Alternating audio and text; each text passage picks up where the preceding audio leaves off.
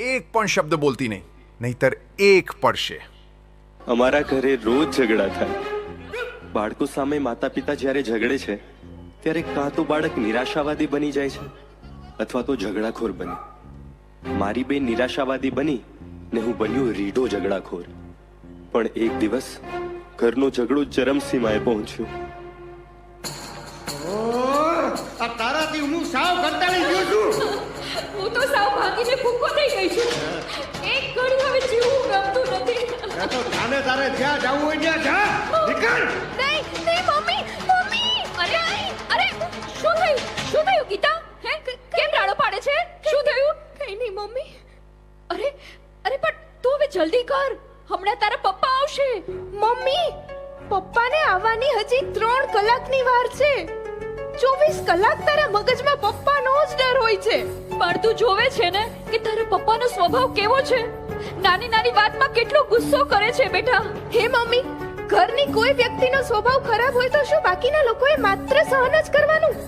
સ્વભાવ બદલે નહીં. એ તો ભગવાનને ખબર. મને તો હવે કાંઈ સમજાતું નથી.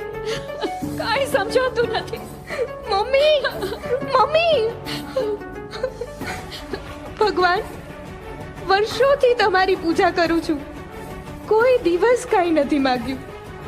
ભગવાન, આ રોજના ઝઘડાથી હું કંટાળી ગઈ છું. ભગવાન, શું સ્વભાવનું કોઈ સોલ્યુશન જ નથી? બેટા, દુનિયામાં કોઈ પ્રશ્ન એવો નથી જેનું સોલ્યુશન ન હોય. અરે પણ તમે કોણ છો? કોણ? હું એ જ જેને તે ખરા હૃદયથી બોલાવ્યો. એટલે કે ભગવાન, તમે ક્યાં છો? તમે ક્યાં છો ભગવાન? હું કણ કણમાં છું, છતાં દેખાઈશ નહીં. મને જોવા માટે તારે દ્રષ્ટિ કેળવવી પડશે. કેવી રીતે દ્રષ્ટિ કેળવવી? ભગવદ્ ગીતાનો અભ્યાસ કરીને. એ મમ્મી, જો ભગવાન બોલે છે. બેટા, હું તારા સિવાય કોઈને સંભળાઈશ નહીં. કેમ? જે મને ભાવથી ભજે છે તે જ મને સાંભળી શકે છે. પ્રભુ, મારા પ્રોબ્લેમ સોલ્વ કરી દો ને. હું કોઈના પ્રોબ્લેમ સોલ્વ નથી કરતો, હું માત્ર સમજ આપું છું.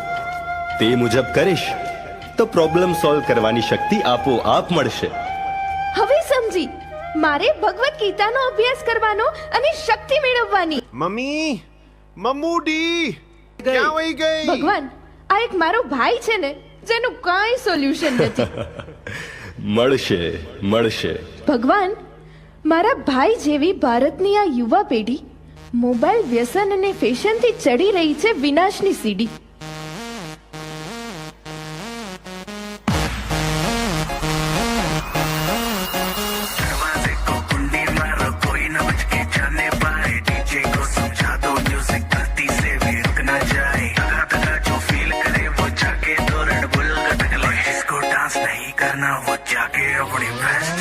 अभी तो पार्टी शुरू हुई है.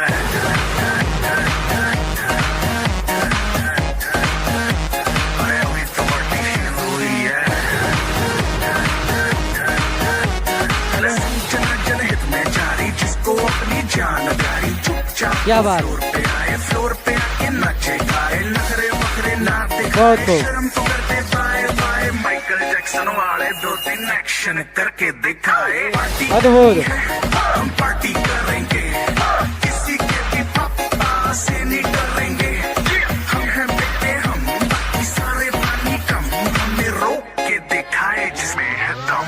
अरे अभी तो पार्टी शुरू हुई है. जय हो. अरे अभी तो पार्टी शुरू हुई है. और जिसको डांस नहीं करना वो जाके अपनी भैंस चराए. क्या बात? અરે બેટા, આજે તારો બર્થડે છે ને, તો આજે તો ઘરે રોકાઈ જા.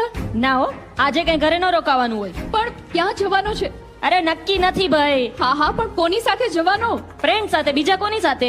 પણ એ કયા મિત્રો છે તારી સાથે? કેટલાય છે ભાઈ. બેટા, ક્યારે આવીશ તું? જો, મારી રાહ ન જોતા સુઈ જજો.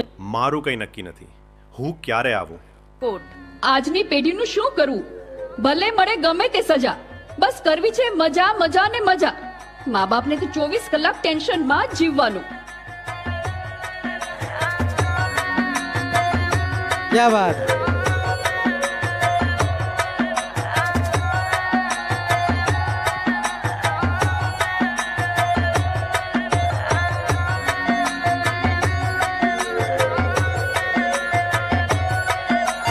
सांसों से चढ़ेगी तू कश तो लगा ले अरे दम बोले दम का हम मजा लूट ले दम दम बम बम खींच मेरे हम दम दम का बम खींचेगी तू भूलेगी तू सारे गम.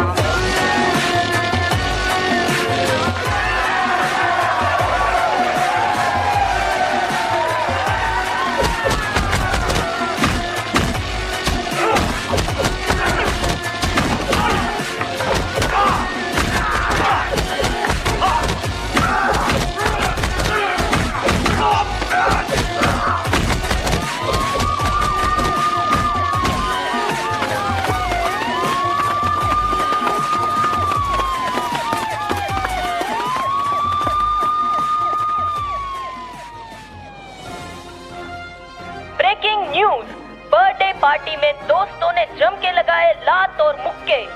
एक लौते बच्चे की बर्थडे के दिन हुई मौत.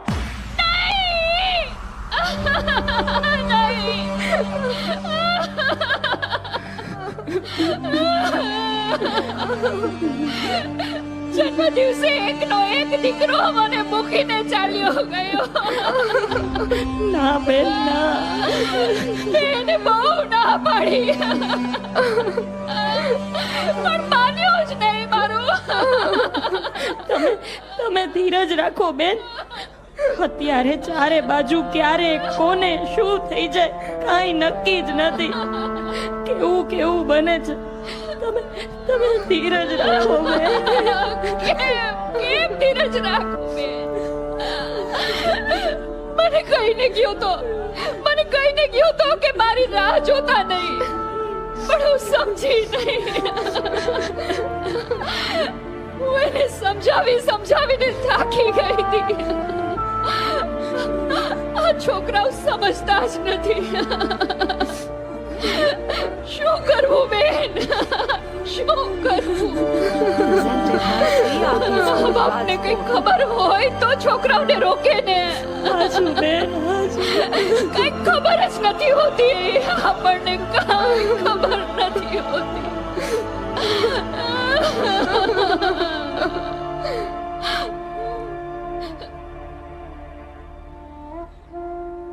જોયું ભગવાન, બાળકો અને યુવાનો મા બાપના વશમાં નથી, શિક્ષણના સિલેબસમાં નથી, ધર્મમાં કોઈને રસ નથી, રાજકારણની નસે નસમાં નથી, તો યુવાનો કેમ બદલાશે? બધું કર્મને આધીન છે. કર્મ વિચારને આધીન છે અને વિચાર ઘરના વાતાવરણને આધીન છે. તેથી ઘરે ઘરે જો ગીતાનો અભ્યાસ થશે તો વિચારો બદલાશે. એનો પ્રયત્ન કોઈએ કરવો પડશે. હું પ્રયત્ન કરીશ.